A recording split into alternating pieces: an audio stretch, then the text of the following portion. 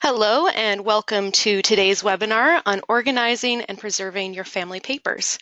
My name is Ginevra Morse. I'm the Director of Education and Online Programs at the New England Historic Genealogical Society. I'll be moderating today's event. NEHGS is a nonprofit organization supported by our members and donors. We provide resources and expertise in nearly all aspects of family history and are pleased to offer this webinar today for our members and friends around the world. Giving today's presentation is Judy Lucey, Archivist at NEHGS, and Andrew Krea, Senior Researcher. Judy Lucey joined the staff in 2003 as Archivist at the Society. She's responsible for the processing and handling the millions of items that make up the R. Stanton Avery Special Collections, one of, if not the largest collection of original family items in the country. She handles all the donations that come in and really is the first person to survey the collection and then organizes it, preserves it, and gets it ready for processing. Her genealogical interests include Irish genealogy, Newfoundland, 19th and 20th century genealogy, and Italian genealogy. Andrew Krea received his BA from Brandeis University and his MS from Simmons College in Boston. He completed internships at the Framingham State University Archives, as well as the Massachusetts Historical Society in Boston. His research interests include Maine and Massachusetts history, as well as New England Civil War genealogies. So today's presentation will last for about an hour, including time for Q&A. Judy will begin by going over the various steps in organizing your family papers and photographs. She'll also provide a number of tips on how to store and care for these items and discuss the option of donating your collection to an archive. Andrew will then introduce you to a new offering from our research services team in which our researchers will organize and document your family materials for you. At any time during the presentation, please feel free to write a question in the panel to the right of your screen. Our presenters will answer as many as they can in the time provided. There is no handout for today's presentation, but you can click on the icon of a camera in the upper right hand of your screen to take screen captures. We're also recording this event, so starting tomorrow, you can easily go back and review any of the content from today's presentation. All right, so without further ado, I will turn things over to Judy. Thank you, Ginevra, and thank you to all our participants today for taking the time out of your busy holiday schedule to join us. You know, as the year winds down and a new one is about to begin, you may be thinking about your New Year resolutions. You might be saying to yourself that this is going to be the year I sit down and tackle that pile of genealogical research papers on my desk. Or maybe it's time to start going through that box of old photographs I inherited from your grandmother. In other words, what do I do with all this stuff? So as Ginevra mentioned, I'll be walking you through some steps to take to begin to organize and preserve your papers. There's so much to discuss, so much to cover on this topic, but for our purposes today, I'll be covering the fundamentals and some best practices, but I do hope that today's presentation gives you that nudge that you need to get started. So we're talking today about organizing and preserving your family papers, but what do I mean by that term, family papers? Well, maybe the best way to explain it is by describing what we collect at NEHGS. And there are two types of collections we see here. First is genealogical research papers. And these can consist of family charts, family group sheets, research notes, compiled genealogies, and they usually have some organization to it. They usually come in either 3-ring notebook binders or folders. And they're a real mix of original records and lots of photocopies. But some of you might be the caretakers of family papers that you've been lovingly preserving for many years and it's been passed down to you. And these document the lives of your ancestors. So these types of papers can consist of diaries, estate papers, family Bibles, family Bible records, scrapbooks, and often when they come to us here, they're usually unorganized. They've just been thrown into a box. But the majority of these items are usually original. very little photocopies. But I wouldn't be surprised if most of you didn't have a mix of both.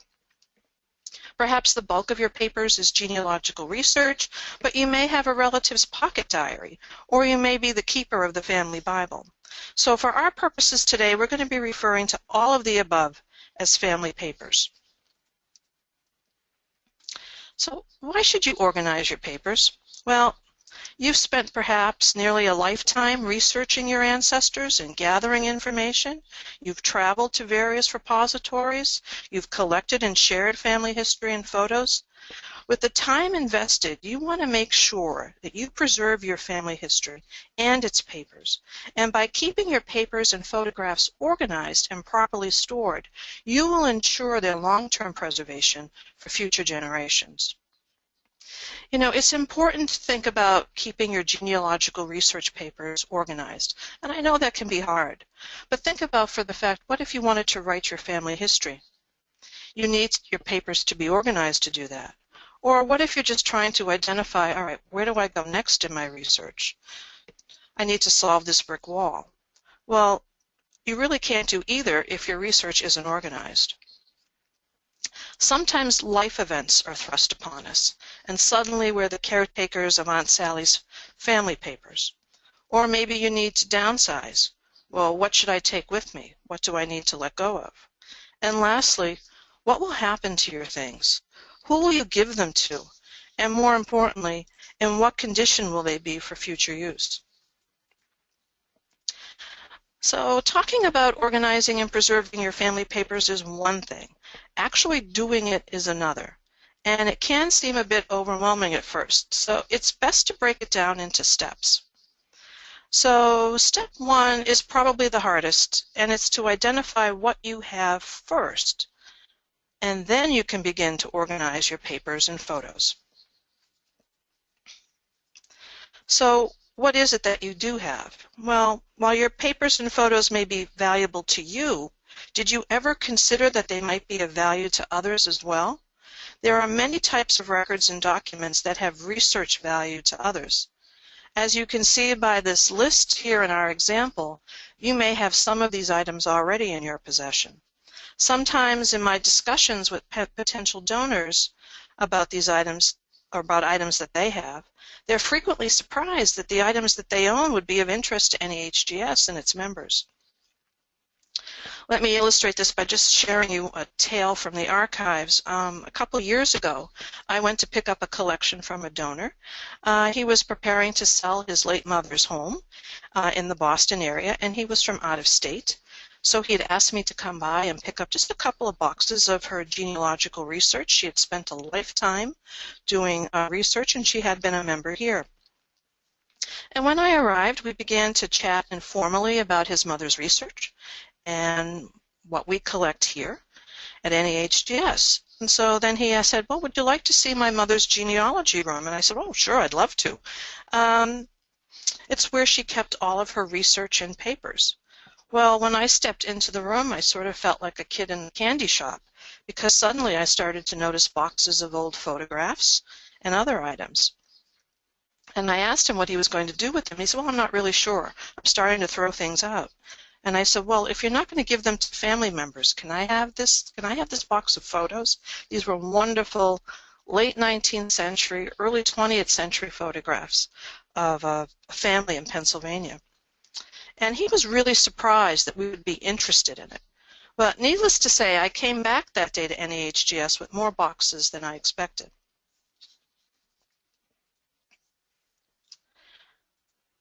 So as Ginevra mentioned, one of my primary duties as archivist at NEHGS is to review or survey a collection when it comes in.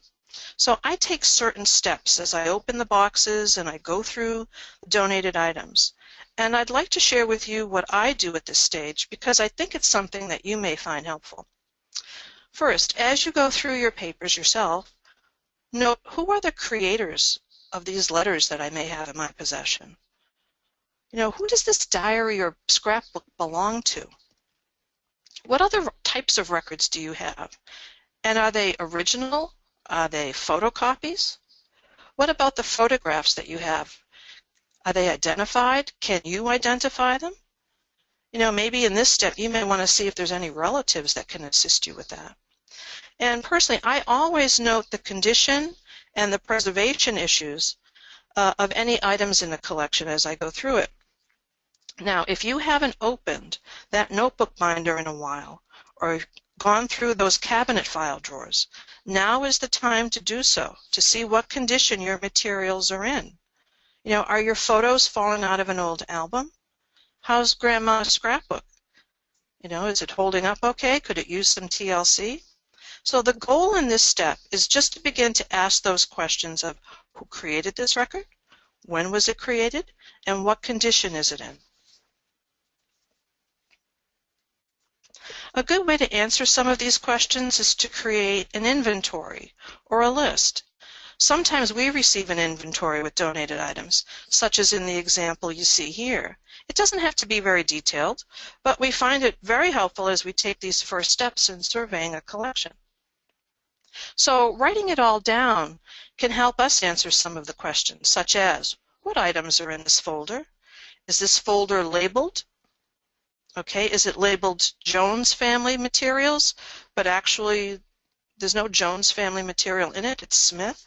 Well, that's something that you're going to have to take care of. What are the dates of some of the letters and documents that you have? And which family members are represented in these papers? I have 2 John Sullivans. Does this belong to John Sullivan Senior or Junior? And how did you get that pocket diary? What about those box of military medals? Do you remember where that came from? Whose medals they belong to? So those are the types of things that you need to do. So if you're not sure how to start in terms of creating a list, there are some free online forms that you can download that can assist you. I like some of the ones offered at familytreemagazine.com. There's one for describing sort of the origins or the provenance of your family heirlooms. There's even an artifact and heirloom form for keeping track of other members of your family who may have family treasures. Now, that's an interesting one. There's also a photo inventory worksheet, and that can be very helpful for sometimes a very daunting task. And there's even a template for cataloging your home movies. So as you begin the task of organizing, you want to take a look at how you're currently organizing your papers. Are they in folders? Are they labeled? Do you keep your materials in a 3-ring binder? Do you have piles of paper around the house like this photo?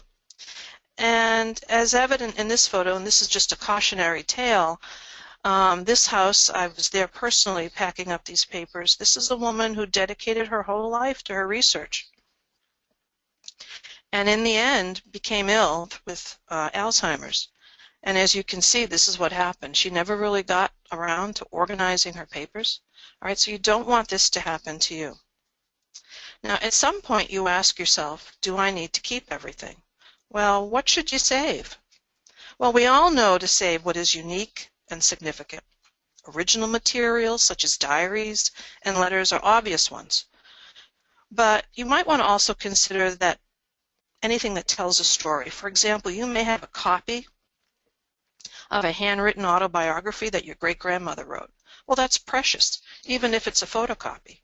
Or maybe you have some memento that has meaning to you, or maybe it has meaning to a loved one that's passed away. But what about among your genealogical research papers? I have to tell you, I find it's really hard to throw anything away, isn't it? I mean, it's really hard to decide, well, what's important and what isn't.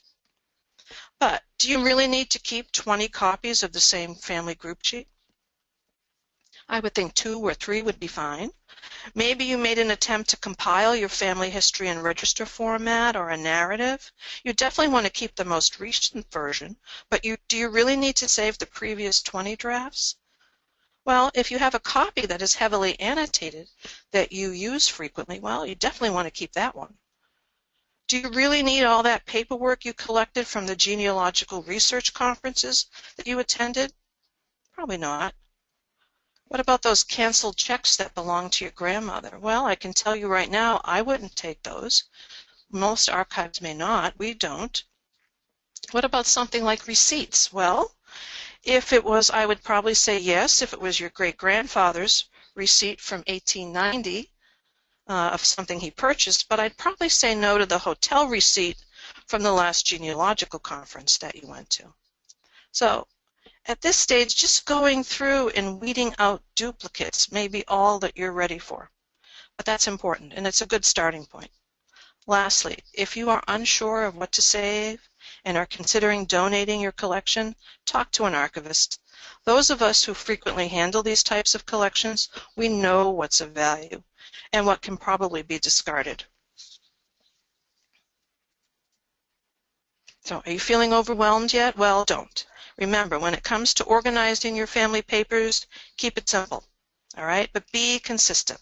What do I mean by that? Well, whatever way you choose to organize in the future or are currently using, keep the same system throughout. Don't try to change it. And start small. This can be overwhelming. Look at those piles of papers or the shoe boxes full of photos. That can seem like a real daunting task. So pick one thing that you really feel that you can handle at the moment.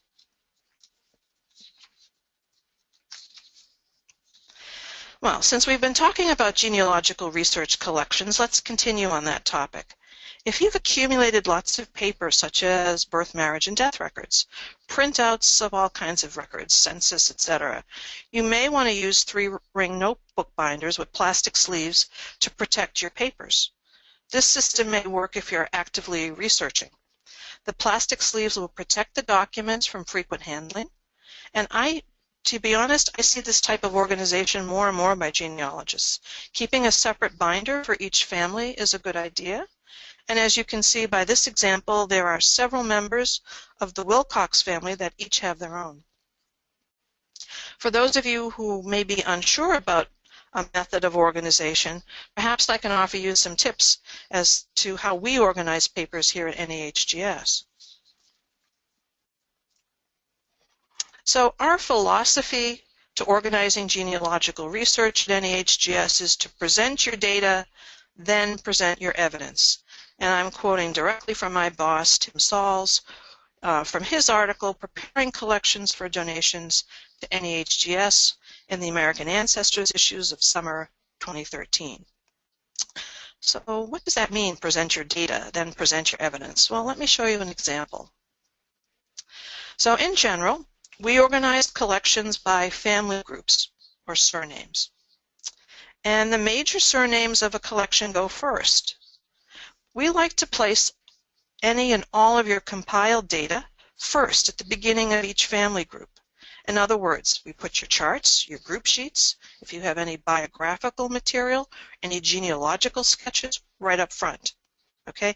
This not only serves as a roadmap for the archive staff, but most importantly, it benefits the future users of the collection. It helps us and you from having to explain the relationships over and over again throughout the collection. Now, if you have lots of folders, say, or material on allied or collateral lines, create a separate section. Put them in alphabetical order by surname. So, as I mentioned, we group materials by each surname first, alphabetical order, and after your compiled data, then present your evidence, your source documents, your research, originals, and copies of any record types. Okay? If you have correspondence with other genealogists or repositories, you want to put those together. For example, you may have email correspondence with someone. You've shared data, information, and maybe you've printed those emails out. Well, keep them together in a folder. Label it under that person's name, and keep it in chronological order so you can reference it.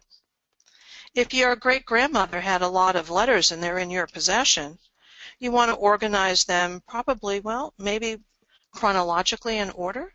If there's 2 or 3 people that corresponded with her regularly, maybe organized by the correspondent. And that would include telegrams and postcards and other items. Last week I got a genealogical research collection in where he researched one surname, and he had a section in his papers and his files where he just searched this surname in certain states, from California to Virginia. Well, I kept that material all together, so I created a geographic section. All right. Now, lastly, we place photographs or graphics, as we call them, with any memorabilia or family ephemera at the end of the collection. And I'll be talking about that in greater length when we discuss photographs in a few minutes. Now, at NEHGS, we have many collections that contain little or no genealogical research papers, but they have original items that document the lives of various individuals of one or more families. The Clark family papers contain over 400 original items concerning 6 generations of the Clark family of Watertown and Newton, Massachusetts. And it consists of all original documents from the 18th and 19th century. And you can see here the system of organization that we used. Okay, so here's just the first 5 generations, and they're all Johns. We put the oldest person first. Any documents that survived for John, there was only one. And then the subsequent generations, okay? But notice John Clark, born 1766, and you see these categories that I have after his name. Well, John accumulated a lot of papers in his lifetime, and when we were processing the collection, we realized, well, we're going to have to put this together in categories or subjects.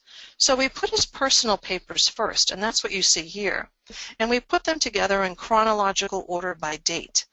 He had a lot of land records or deeds, did a lot of land transactions. But he also was a justice of the peace and the tax collector. So we kept those papers related to his occupation together. And then lastly, he had a lot of just miscellaneous documents that didn't just seem to fit in any of those categories, and we kept those at the end. Okay, now you might be asking, well, what do you do with the wives, Judy? If you have wives in your genealogical research collection or here, well, we keep them with hubby. All right, why? Is that supposed to be happen that way? No, it's because we realize, well, we have to put her somewhere. So we will put her with the husband, okay? And I've often seen that in genealogical research collections where you'll have file folders with husband and wife together. Now, we talked a little bit about organizing and so forth, so on. But we also have to think about how we're going to store and preserve these papers. So really, where you store your papers is really critical to preservation and how you store them. So where are you storing your materials? You know, is it in a basement? Is it in an attic? Is it in the barn, under the bed, in the garage? Well, you need to get them out of there. Take a look at these papers. These are a wonderful collection of family papers that we now have at NEHGS. And in the 1950s, they were almost thrown out and put into an incinerator. But one of the family members took them, okay, and he kept them. But he really didn't do much. They were in boxes, et cetera, et cetera. They weren't properly cared for, and they were down in his cellar. But we took these materials in. Now, why would you not want to have them in these types of places? Well, these are places where you have extreme fluctuation of temperature and humidity, and that causes damage to papers long term. So, you want to avoid places where it's very hot. Heat makes paper brittle and dry, okay? And you don't want something that has high humidity. That moisture, that dampness can cause mold or mildew, okay? And it can also, bugs can come and they can start eating away at papers. Trust me, I've seen that. Light, we know, is damaging. It's cumulative, all right? It damages papers, it fades the writing and images, and it's irreversible. So if you're hanging materials in your house, you might want to think of using a preservation photocopy if it's in a room with a lot of sunlight. So just keep in mind when you're storing the items at your home, you don't want it in a place too hot, you don't want it in a place too cold or that's wet, okay? Why is that? Well, here's an example of what can happen, and this is from our collection when there's a fluctuation of temperature and items aren't stored properly. On the left, you can see what can happen if insects invade your papers, okay? And on the right, there's mold, okay? So the goal here is really to take those steps to prevent this damage to the materials before it's happened.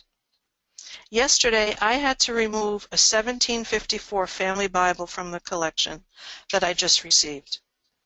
And I like to keep 18th century Bibles here because they're valuable and they're rare. There was insect damage, there was mold, there was evidence of water damage throughout.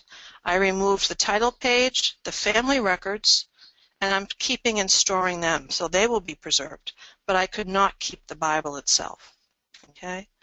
And it's a shame because this family, the records originate in Scotland in the 18th century, and this Bible was taken with the immigrant when he came to the United States in the 19th century. So, the best preservation method I can offer you is observation. If you monitor your materials and check them periodically, you can avoid the long-term damage that you see here. So, when it comes to proper storage, all right, you don't want to store your papers as you see here on the left. When they're shoved into a drawer where you can't find anything, it also damages your paper. Okay? And these papers may be coming into contact with highly acidic things like newspaper clippings. That's going to destroy your papers. Nor do you have to build a room in your house that resembles an archive. So you can find a happy medium. So a good room or closet in the interior of your home away from water sources where there's no real fluctuation of temperature is the perfect place. And if you just take these steps, you will have begun to ensure the long-term preservation of your papers. Okay, so another way to ensure a long-term preservation to your papers is to store documents and letters flat. Now I know it's really nice to have an ancestor's letters in the envelopes tied up with string, but you don't want to keep them folded forever. Why? Look at what happens here to the document on the left. Over time, paper separates from at the folds. All right, if this happens, then conservation work needs to be done. As you're flattening family letters out, you'll see an example here with a letter in the envelope. Don't throw that envelope away. That envelope can have important information on it, so you want to keep the envelopes with the letters.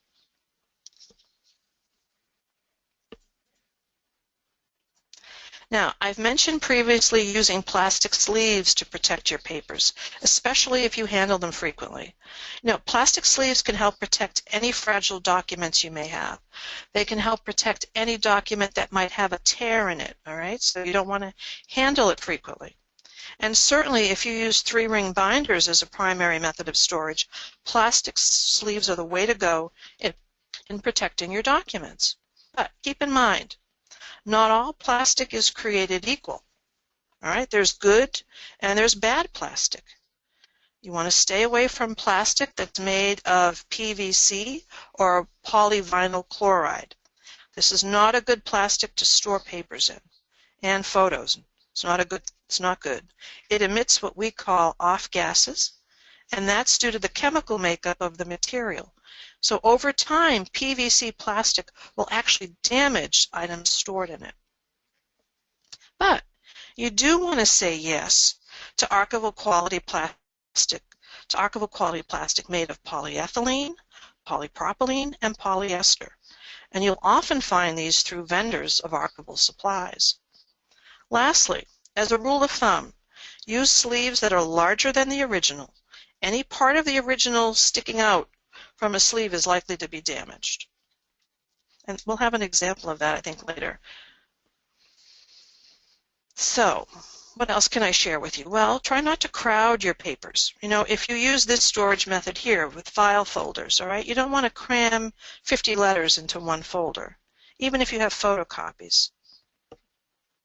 You also want to make sure that your enclosures fit the material that you have in. For example, if I have a mix of letter and legal size papers in a collection, I'm not going to put a legal size paper in a letter size document, and I'm not going to fold it either.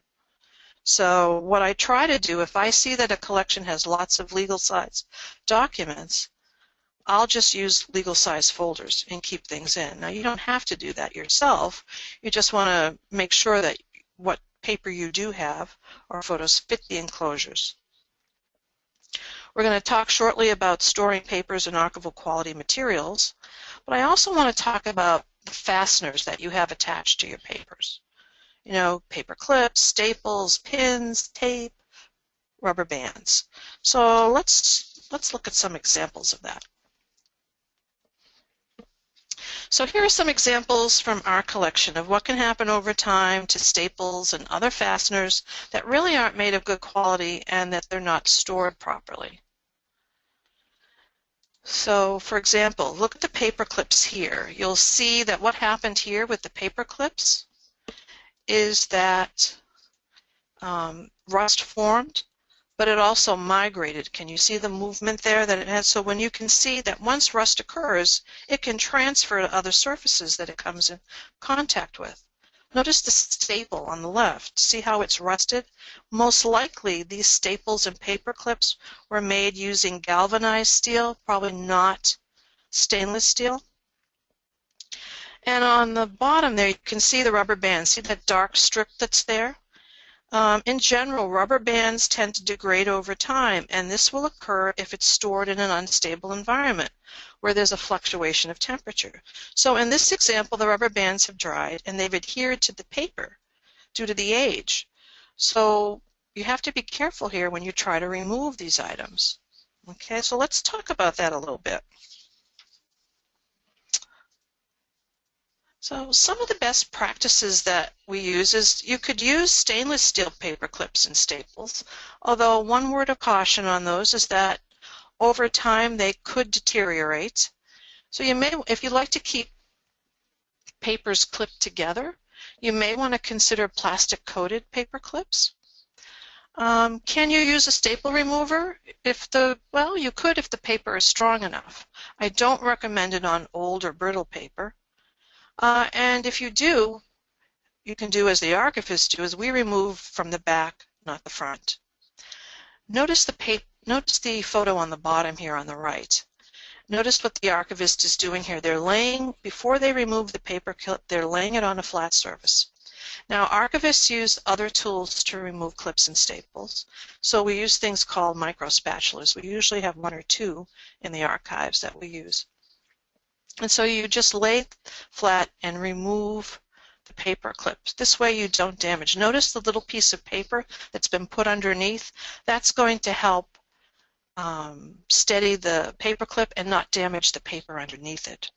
Okay, so remember to just some best practices that we use here go a long way in preserving your papers. The dreaded newspaper. Well, the rule of thumb here, we all have newspaper clippings. I have them too. But the rule of thumb is you want to photocopy or scan your clippings. Here at NEHGS, we save clippings, but we don't save the originals, especially if they look like this. Newspaper clippings and newspapers are highly acidic. They're made from wood pulp, particularly starting in the mid to late 19th century. That acid travels to other documents. Okay, so what if you do want to keep them? And I know that sometimes you do. Well, then I would clearly separate them from other documents. And I would interleave them with bond or archival quality paper, one that's made of, say, bond paper 100% cotton. So, for example, if you have a clipping that's attached to a family letter and you want to keep it together, but clearly the clipping is starting to become acidic and that's traveling onto the letter, why don't you take a piece of, interleave it with some bond paper or archival quality paper and separate the two but keep them together. Okay, so you might want to keep it together in a folder or clip it together, but just separate it using some sort of quality paper. You also want to use, if you do want to keep and save newspapers or issues of Life magazine, you want to purchase archival quality materials that are specifically made for newspapers because that will help keep long-term storage for these items. Now, many of you have scrapbooks, photo albums, and photographs, and really, well, a discussion of these materials really does deserve or should be in a separate lecture because these items require special care and handling. But I would be remiss if I did not at least briefly include them in our discussion today. So, At NEHGS, we collect photograph albums and scrapbooks, and we have a number of these items that were created in the late 19th or early 20th century. Now, since they're older, they may, as in the case of, say, a scrapbook, for example, be made of poor materials that can degrade over time. So they often contain, scrapbooks in particular, highly acidic paper such as newspaper clippings, and that acid may migrate onto other items. So if you have some of these items in your collection, if it's old, should you just take it apart because of its age and it's not made of good quality? Absolutely not. Old photograph albums and scrapbooks that are in fairly good shape should be kept as is. I don't recommend that you try to repair scrapbooks, especially if you want to pass them on to future generations. You don't want to use tape or glue to mend torn pages or try to reattach some loose or detached items that could possibly cause more damage. So the key to long-term preservation for something like this is proper storage. You know, you may want to just create a digital copy to provide access and share while protecting the original. If you do have newspaper clippings that are acidic and the acid is migrating to other things, say in a family scrapbook, then you want to interleave each page with what we call unbuffered archival tissue. All right, so that will help protect the items in your scrapbook. Now, what if your photo albums and your scrapbooks are really falling apart? And I've seen that. Then you're going to have to probably remove and preserve the photos and the items in some sort of archival quality enclosures.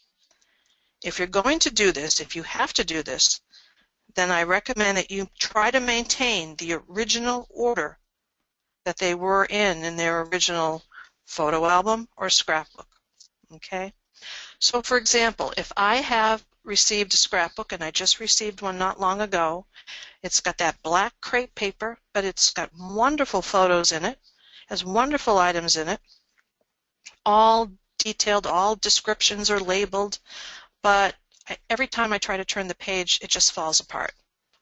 So I can't keep it in that state.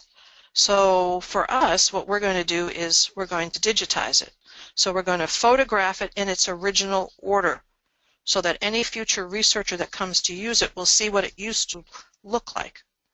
Now, I mentioned to you that you want to maintain yours in original order in the way you found it. Now, because we organize photographs differently here, we won't have that. I'm going to keep the digital copy, okay?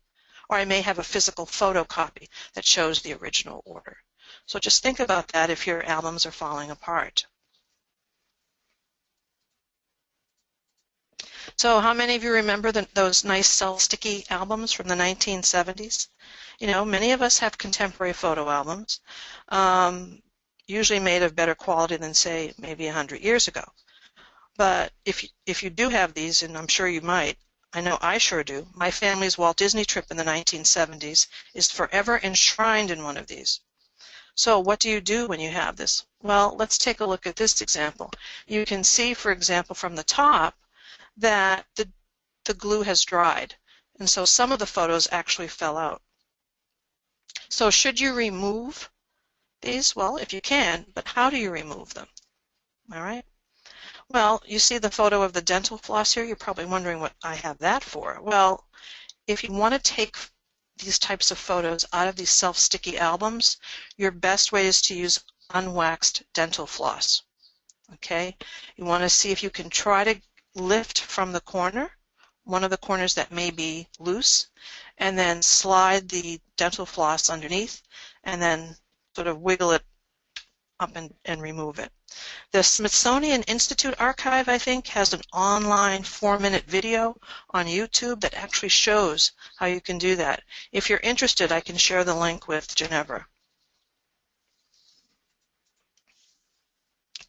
Now, many of you may have physical photographs, loose, old photographs in your collection. Here at NEHGS, we collect 19th and early 20th century photographs, probably up to about the World War II era. And I'm sure some of you have more contemporary snapshots, etc. Okay, so just as with paper, you want to handle your photos carefully. You want to store them properly. We've talked about identifying them, certainly labeling them, and you want to be able to develop a good organization system that works for you.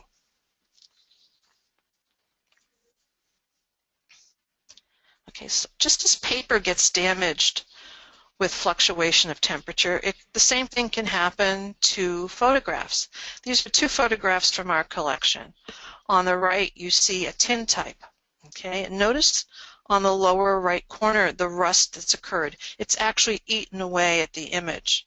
And on the left, you'll see an example of what happens to mold when it spreads. Okay, so both of these are the results of environmental threats, those unstable environmental threats that can affect our papers and photographs.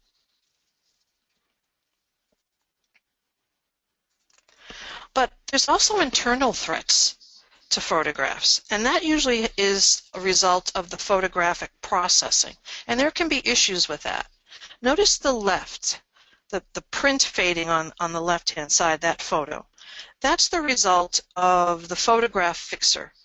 That it has sort of it's sort of sulfiding, as we would call it, and a photographic fixer is used in the final steps of the photograph processing. It helps stabilize the image, but sometimes it can break down and fail, and in old photographs this can happen. On the right, you'll see the example of what we call mirroring.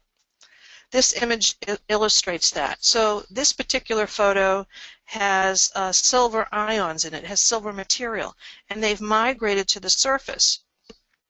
Okay, and you can see that sheen that's there. Okay, that's called mirroring. All right, so these can happen as these photos age and aren't being cared for properly. What I haven't talked about yet is organizing your family photographs. So let's do that. First of all, if you're interested in handling your photos, I'm going to sound like your mother, but you need to wash your hands first, okay? Or you need to wear cotton gloves. If you use your hands, you want to handle them on the edges because the oils from your hand can get onto the photos. Secondly, you want to try to develop some kind of system, an organization system that works for you. So I mentioned earlier that we group photos together here at NEHGS within their own section at the end of a collection. And we do this so that researchers can find them all in one place. Now, the way we do it is we arrange it just as we would papers. We arrange them by surname in alphabetical order. And we organize first by the individuals. The identified individual photographs go first. All right. Then the group photos for that family go next. And if you have multiples, for example, of one person from, say, child to adulthood, then organize it from oldest person, from the oldest photo, I should say, to the most recent. Now, many of us have unidentified photos in our collection, and what we do is that after the identified individual and group photographs, this is where we place the unidentified individuals and groups. Now, we usually note a brief description of the photo, so we'll try to bring out some characteristics of the photo. For example, if someone's in a military uniform, if they're at a beach or a picnic. Okay, so this helps us. The more descriptive terms that we can use in describing the photo, the better for researchers when they come to use the collection. Now, if you want more ideas for organizing, there's lots of guides out there, and there's lots of articles, many of which are online. I'm a Family Search user, and recently I got their newsletter electronically, and in a recent blog post, there was an interesting article about turning your photo collection from chaos to order with these simple steps. And it basically talked about how you can prioritize your photos as you're trying to sort through them. And it uses the ABCs system. What does that mean? Well, what you want to do is sort of as you sort your photos and create piles, your pile A is your most important. Those are the photos that you want to digitize and place in a photo album. Maybe you have photos, what we would say probably that are in Class B. You can't bear to toss them out. So in this case, you want to place them in some sort of storage box. And you have to always ask this question, do I really need to keep this photograph? Maybe you have some blurry images, or you have lots of landscape photos. So that's your C category. Do I really need to keep this? And then there's the S, and this is the one that's I think is important as well, is does it tell a story? You know, it could be imperfect. Like this photograph here that you see here. This is my paternal grandmother. Okay, this is the only photograph I have of her as a child. She was born in Newfoundland in 1913. This photo was taken about 1917. But notice the blurriness around the face. Okay, but as I said, this is the only photo I have of her. So this becomes an A photo. This is the one I digitize. This is the one I preserve in a photo album. Now, I've been talking a little bit about proper storage, and I've mentioned archival quality materials. So let's look at some storage options. Okay, now at NEHGS, we store our loose photos in archival quality envelopes and folders. We label each folder and envelope using a soft lead pencil, but we don't label the photograph. Now, I will tell you that I get a lot of photographs that are labeled in the back in pen or pencil. My preference is that you do not label the back of a photograph, but if you want to, I would suggest you use a soft lead pencil. If that doesn't work, and sometimes if you have coded photographs, it may not work. Maureen Taylor, the photo detective, recommends that you use as an option a waterproof soft tip marker. Okay, they're usually odorless, and you can write on the back with those. Wait till it dries before you move on to the next. Now, what about our scrapbooks and our photo albums and our photos? How do we really want to store those? Well, ideally, you should store your scrapbooks and your albums flat. All right, you want cool and dry storage conditions. They're the best. You want to store flat to support the binding, and especially to keep any detached photos or items from slipping from their pages. So you want to measure your photograph album, scrapbook to get the right enclosure. You don't want something that's too big that's going to be shifting around in a box. For loose photos, I like the photo that you see here, the archival oversized album and slipcase. This can hold up to 50 album pages with protectors, and these protect from dust and from light. So anything that you purchase for photograph, any paper or plastic enclosure, you're going to see that it says it passes the photographic activity test. Well, what is that? Well, it's an international standard that they use to check when they create these materials for any potential chemical reactions. Okay, so what they're trying to do is make sure that your photos and images won't break down. So you want to make sure that if you do purchase these items, that it passes the photographic activity test. Now, to digitize or not to digitize. You may be thinking of going digital, or you probably already have. Digitizing your originals can allow you to view and share your items without handling, and that's a great thing because then you're not handling them, it doesn't cause damage. All right. I would suggest you keep, and you don't have to do this, but keep your originals after you digitize them. It's always good to keep the physical copy because digital files have their own preservation risks and can be easily lost. So whether you're going to digitize your family papers, maybe you have a scanner or a camera, or you're going to have a company do it, that's a little more expensive, it's important that the originals be handled carefully so they're not damaged in the process.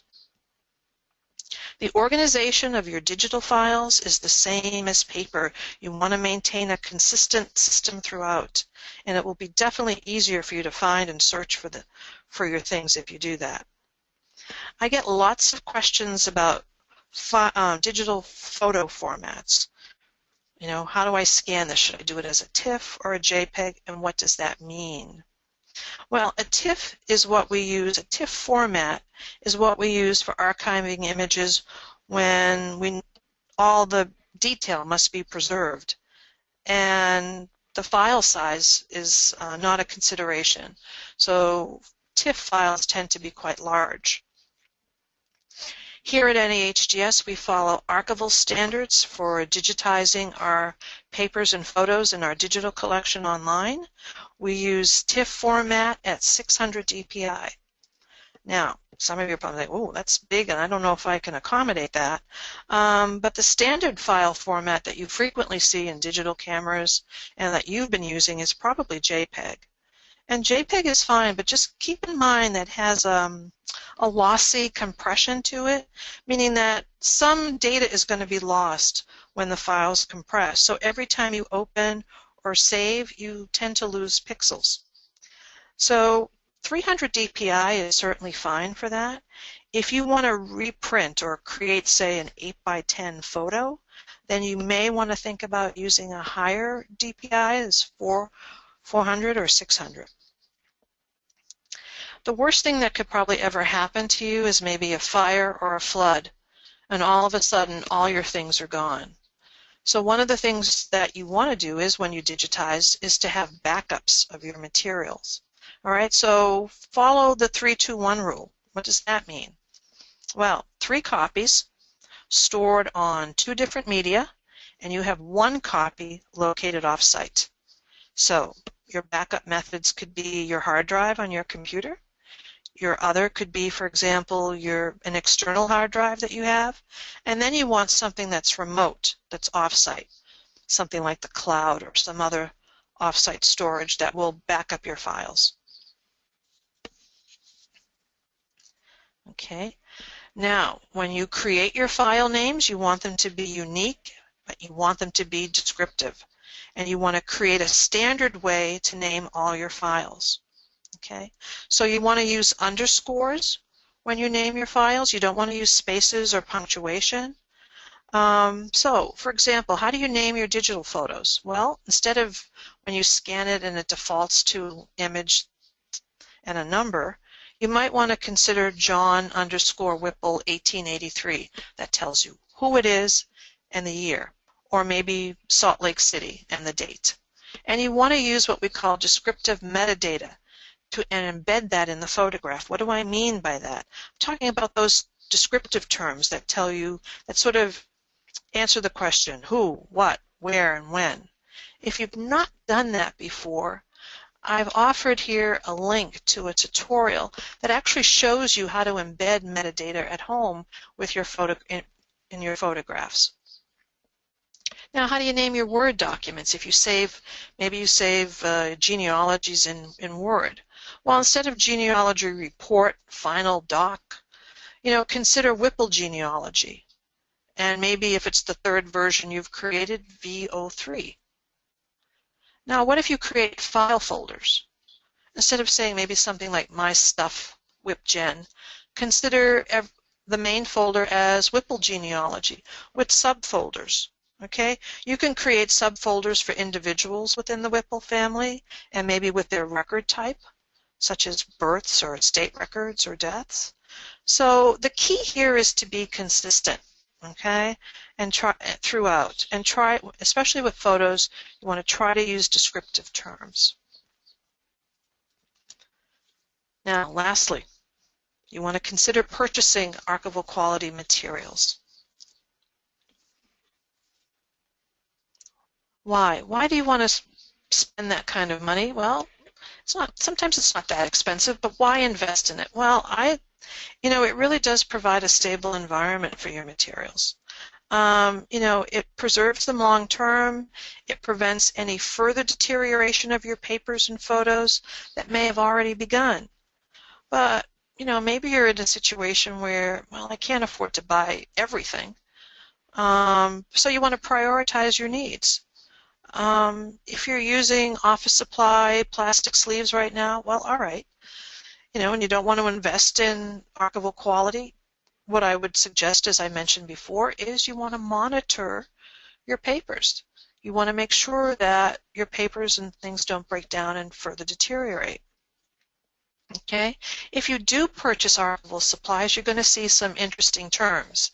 You're going to see that it says acid-free or lignin-free. You know, acid-free means that the paper has a pH balance of, say, about 7, which is considered neutral. And if a paper is acid-free, well, that may help in preventing things to break down further. Sometimes these acid-free, lignin-free materials contain what we call buffering agents. All right, so sometimes you're going to see this when you're looking at supplies. Well, what does buffered versus unbuffered mean? Well, a buffered paper means that it has an agent in there. So usually it's calcium carbonate. And it's been added to the paper pulp. So what it does is it helps neutralizes those acids so that a paper that is lignin-free, say for example, has a buffering agent so that it makes the paper last a very long time. So now, do you have to memorize all this? Do you got to take a course in chemistry? No. How will you know what to buy?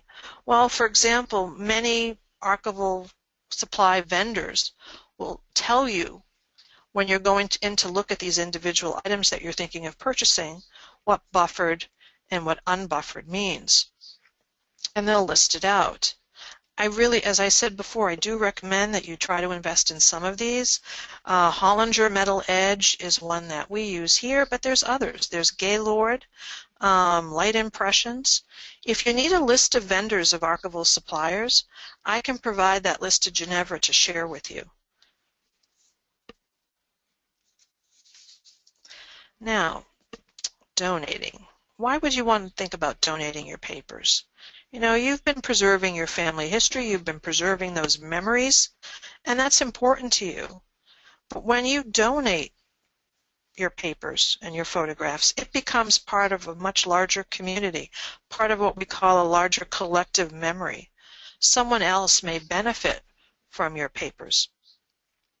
Okay, so some things to consider if you're thinking of donating your papers and photographs to an archive or library is, what does that archive or library collect? You want to check the donation policy. Okay. Some other things to consider. Access. Who will have access to my materials? Okay. Should I place some restrictions on some of this personal stuff I have? Does the archive place restrictions on materials? Do I have to donate money for the care of the collection? I want to make sure that there's proper temperature and humidity control. You want to make sure of that.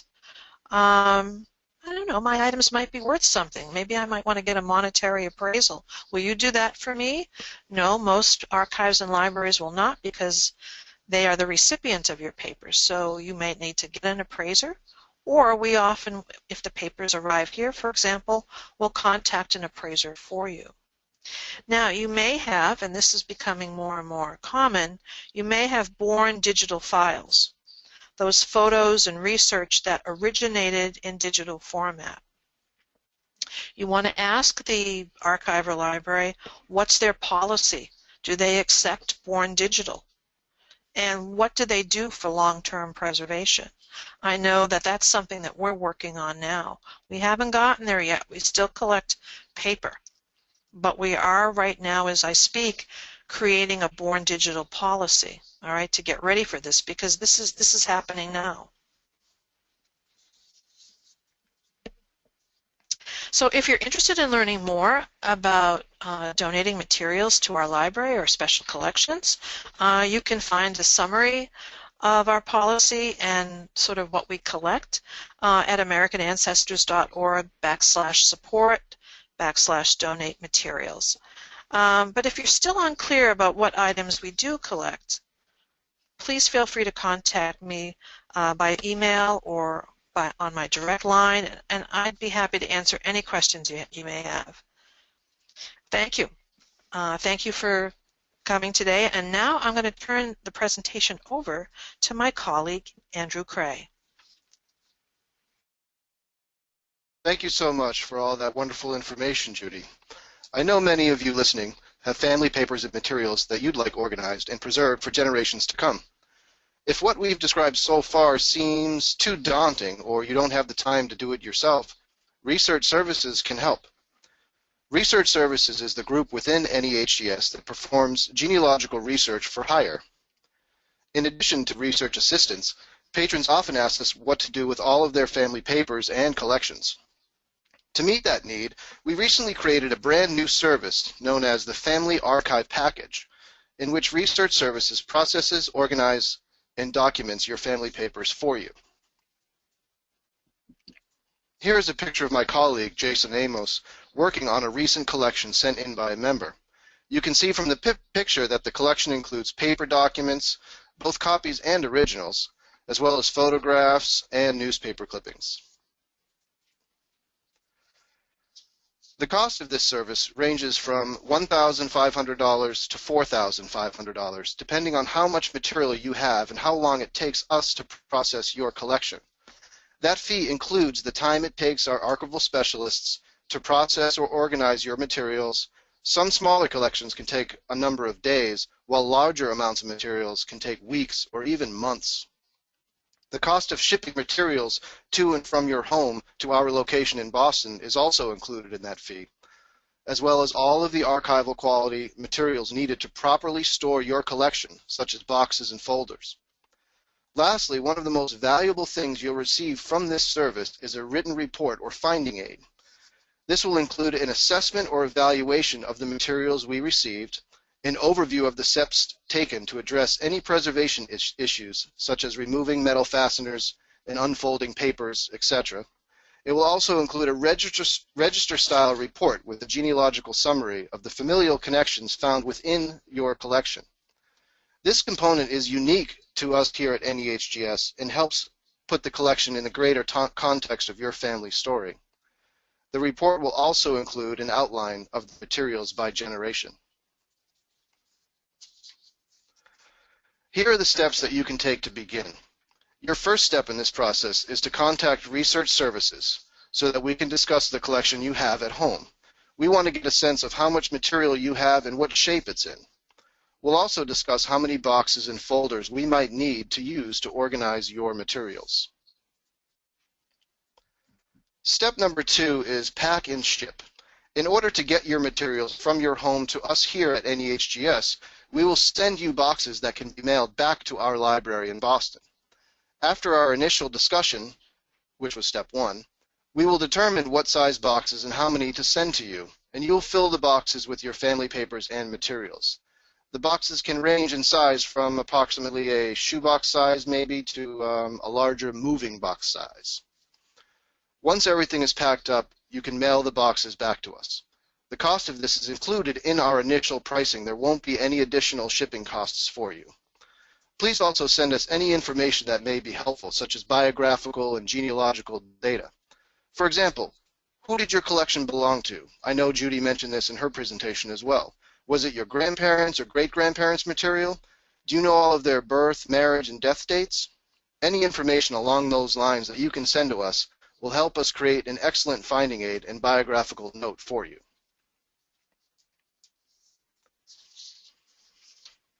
Some types of materials that we do not want to receive with your collection of family papers include glass plate negatives, textiles, or films. The main reason we don't want to receive glass plate negatives, daguerreotypes, ambrotypes, or framed photographs is because of the danger of them breaking in the mail. And once they break, they're ruined. This is the same for textiles and museum artifacts. Additionally, our main goal is to organize your family papers into acid-free boxes and folders. So anything made of glass or china or clay will not work within our final product guidelines. And as Judy previously mentioned, binders, scrapbooks, and photo albums can eventually break down. That's why we recommend removing the photographs from these vessels. It is highly recommended that when you remove the photographs from the albums, I'll reiterate again that you document the original order of the photographs. Photos are often arranged in chronological order and can give important clues to determining the year a photo was taken or even who may be depicted if unlabeled. That's why we always recommend that you document and maintain this original order whenever possible, especially when removing photographs from their albums. Very importantly, please check your collection for mold, bugs, and rodents. Once we have received your materials, we will begin processing and organizing your family papers. Our lead archival researcher will review all your materials and determine which quality archival supplies are needed. These supplies will include archival boxes and folders. As mentioned, we will also create a finding aid so that you can easily retrieve any materials desired from your collection in the future. Now, here is an example of what our finished family archive package looks like. You can see that the materials are housed in archival quality boxes, and within the boxes, all materials are divided into folders.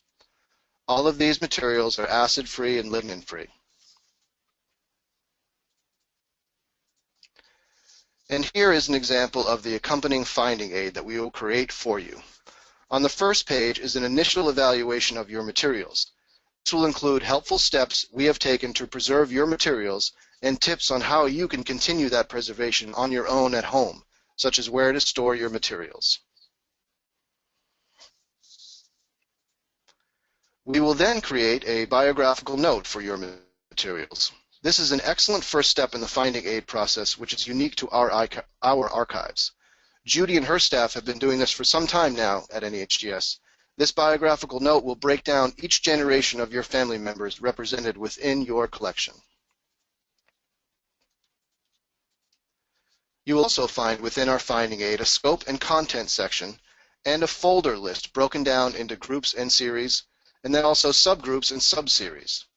This box and folder list will allow you to easily find any information from your family papers in the future. This new Family Archives package from Research Services is an excellent way to have your papers organized for you, and we are very excited about it here at NEHGS. We welcome the opportunity to talk with you about your collection, so please contact us anytime at the phone number or email address mentioned here. Thank you very much.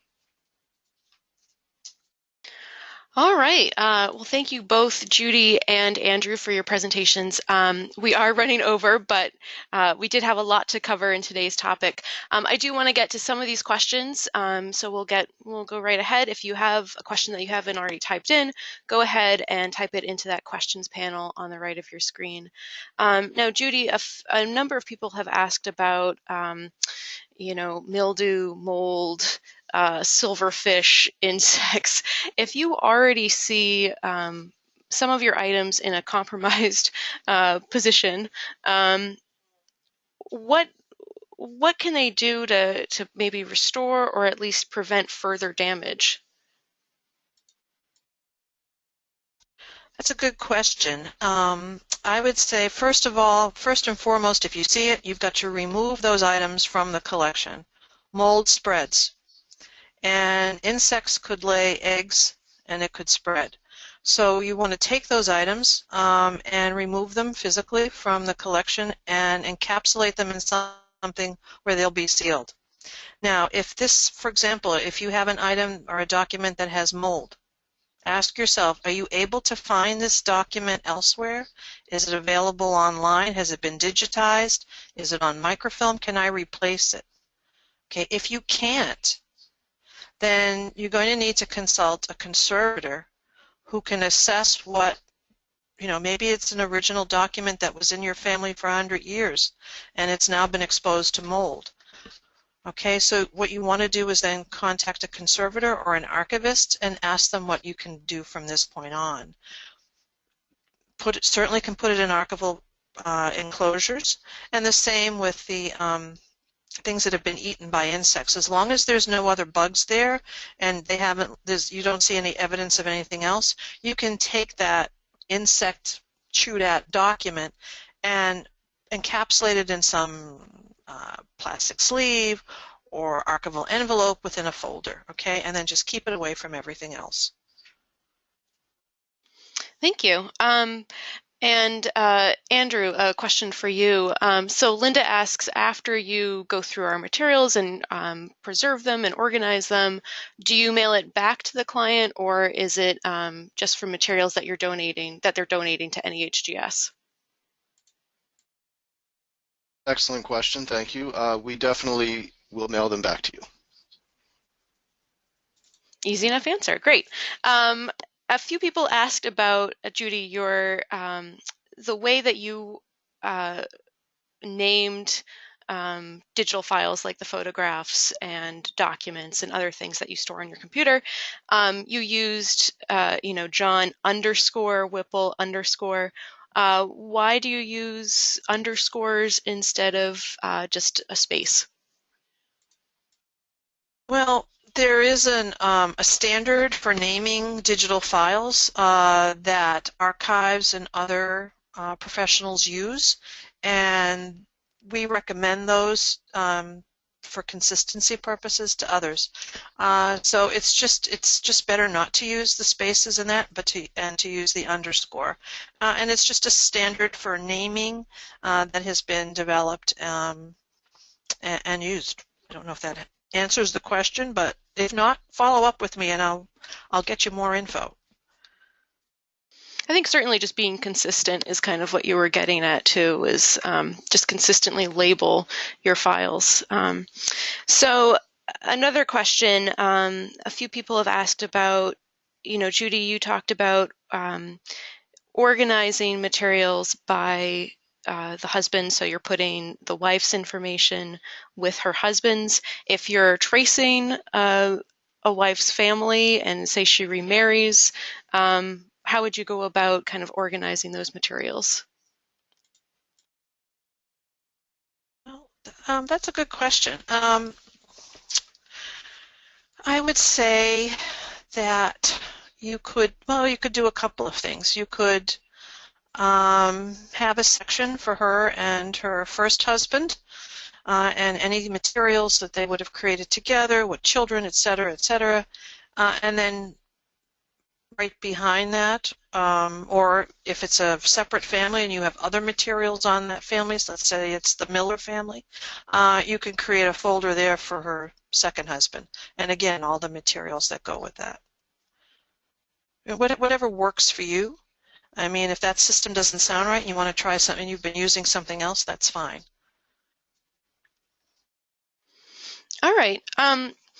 Sadly, there's so many great questions, but we're going to have to wrap this up. You can certainly, if you have more specific questions about either your research, your family papers, your collections, you can contact Judy. She provided her email address and phone number in the previous slide, but her email is jlucey, Lucey, at NEHGS.org. If you'd like to learn more about the family archive package that Andrew discussed, you can write to research@NEHGS.org. Of course, if you just have other questions about your research in general, you can always consider scheduling a consultation or also hiring our research services team to help you. So thank you again, everyone, for joining us today. As you leave the event, you'll have the opportunity to fill out a survey and give us your feedback on this presentation. As we continue to expand our webinars and online offerings, any and all feedback is extremely helpful and appreciated. If you'd like to access more how-to resources or learn about upcoming online educational programs, please visit our online learning center at americanancestors.org/education. I hope to see you at our online programs in the future. Goodbye for now.